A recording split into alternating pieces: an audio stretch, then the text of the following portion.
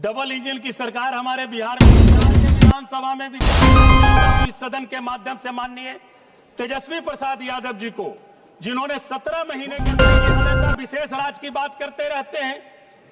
भाई अब किस बात की देरी है? आप 25 में बिहार की जनता आपको आशा भरी नजरों से भाई तेजस्वी जी की ओर देखने का काम कर रहे हैं। ये है बिहार के सांसद औरंगाबाद के अभय कुशवाहा, जो कि आरजेडी से इन्होंने सदन को तो हिलाकर ही रख दिए हैं और तो और सदन में तेजस्वी यादव के तारीफों के पुल बांध दिए हैं और नीतीश कुमार के सारा पुल ध्वस्त कर दिए हैं। कहा है कि डबल इंजन का सरकार है बिहार में। इन्होंने कहे हैं कि नीतीश कुमार जी विशेष राज्य के दर्जे को मांग करते हैं, अभी डबल इंजन की सरकार है तो नीतीश कुमार जी विशेष राज्य के दर्जा पर नहीं कुछ बोलते हैं बिहार के बारे में। और तो और मोदी जी पर निशाना साधते हुए कहे हैं कि डबल इंजन की सरकार में जिस तरह की जुमला इस सदन में किया जाता है, दिल्ली में किया जाता है, उसी तरह के जुमला हमारे बिहार में भी किया जाता है।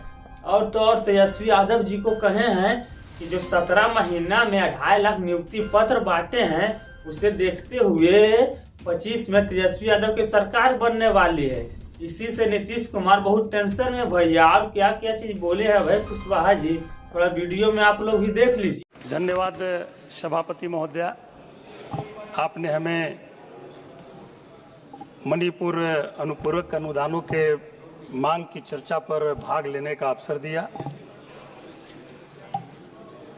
महोदया, मैं आज इस सदन में भारी मन और उलझे हुए विचारों के साथ कहना चाहता हूं, मणिपुर की त्रासदी पर सरकार की चौंकाने वाली चुप्पी और उदासीनता के कारण आज मैं समझता हूं कि मणिपुर की ये स्थिति हुई है। महोदया, मणिपुर को बजट में 35,104 करोड़ का बजट पेश किया गया है। निश्चित तौर पर सुनने में तो बहुत अच्छा लगता है। अभी मणिपुर के हमारे साथी जिक्र कर रहे थे कि इस त्रासदी में लगभग बहुत सारे हजारों लोग घर से बेघर हो गए। आज भी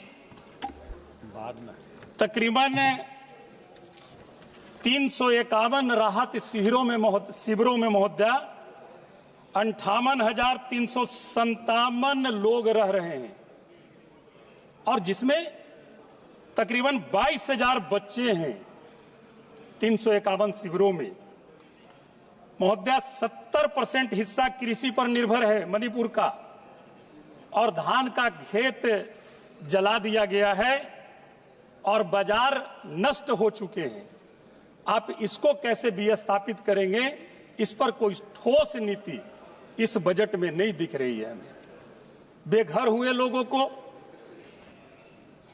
जो बच्चे कुपोषण के शिकार हुए, और महोदया मैं सदन में जरूर कहना चाहूंगा, आज 20 महीने, तकरीबन 20-21 महीने त्रासदी के हो गए हैं। इंटरनेशनल मीडिया ने, 1-2 मीडिया ने कहा कि मणिपुर में निश्चित तौर पर मैं कह सकता हूं कि भारत में एक काला अध्याय लिखाया है और मणिपुर में एक तरह का नरसंहार हुआ है। वहां पर दोषी कौन है? आप को सरकार बनाना रहता है तो टाइम रहते हैं आपको जाने की, बड़ी बड़ी बातें करने की, लेकिन वहां पर जब इस तरह की त्रासदी हो रही थी तो आप सभी इवेंट में तो आप जा रहे थे, लेकिन माननीय प्रधानमंत्री जी को वहां जाने का एक भी मिनट का टाइम नहीं मिला। महोदया, ये चौंकाने वाली बात है। मणिपुर हमारे देश में है, इसलिए महोदया मैं जरूर कहना चाहूंगा कि इस पर विशेष ध्यान देने की आवश्यकता है। और महोदया, अभी 1-2 मिनट तो होवे किया महोदया। जस्ट मिनट, सिर्फ 5 मिनट दे पाएंगे हर स्पीकर को, तो कृपया टॉपिक पर आ जाए तो बेहतर होगा। बस 5 मिनट में खत्म कर दूंगा मैं। और अभी अभी महोदया, डबल इंजन की सरकार हमारे बिहार में भी चल रही है, और जिस तरह का जुमले की बात और जुमला इस सदन में रखी जाती है, उसी तरह का जुमला बिहार के विधानसभा में भी चालू हो गया है। अभी बजट पेश किया बिहार बजट का 3,16,000 करोड़ का। हमें तो लगता है कि ये सपनों की फैक्ट्री दिखा रहे थे। उन्होंने कहा 358 नए डिग्री कॉलेज खोलने का ऐलान किया। अरे भैया, आप डिग्री कॉलेज खोल लोगे, पहले से ही जो विद्यालय है, विश्वविद्यालय है, उसमें शिक्षक तो है ही नहीं, तो ये 358 विश्वविद्यालय खोल करके आप क्या करोगे? और आज भी हमारे प्राथमिक विद्यालय, मध्य विद्यालय, हमारे औरंगाबाद जिला से मैं आता हूं, मैं औरंगाबाद का कह रहा हूं, तकरीबन 100 से 150 प्राथमिक विद्यालय ऐसे हैं जो दूसरे जगह स्थानांतरित हैं, दूसरे जगह पर उसका समायोजन करके आप चलाने का काम कर रहे हैं, और 3,16 करोड़ की बजट आप पेश कर रहे हैं। यह किस तरह की बात है महोदया? छात्र हमारे आज भी बाहर पढ़ने पर मजबूर हैं। आप अगर रियल रूप में बिहार के हित की अगर बात आप करते हैं और बिहार के लिए अगर आप सोचते हैं, तो मैं ये जरूर कहना चाहूंगा, मैं धन्यवाद देना चाहता हूं इस सदन के माध्यम से माननीय तेजस्वी प्रसाद यादव जी को, जिन्होंने 17 महीने के शासनकाल में एक इतिहास रचने का काम किया और गया पटना के गांधी मैदान में 2,43,000 नियुक्ति पत्र, मैं समझता हूं कि देश के किसी राज्य में इतना नियुक्ति पत्र एक बार बांटने का काम नहीं किया गया है। आप जब बिहार की बात करते हैं,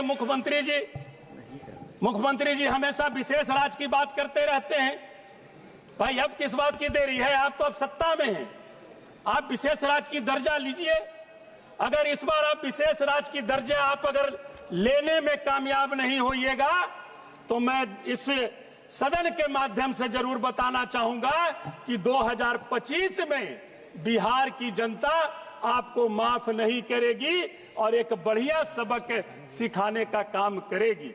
आज हमारे बिहार के लोग, चाहे युवा हो, किसान हो, छात्र हो, नौजवान हो, हमारी मां बहनें हैं, आशा भरी नजरों से भाई तेजस्वी जी की ओर देखने का काम कर रहे हैं।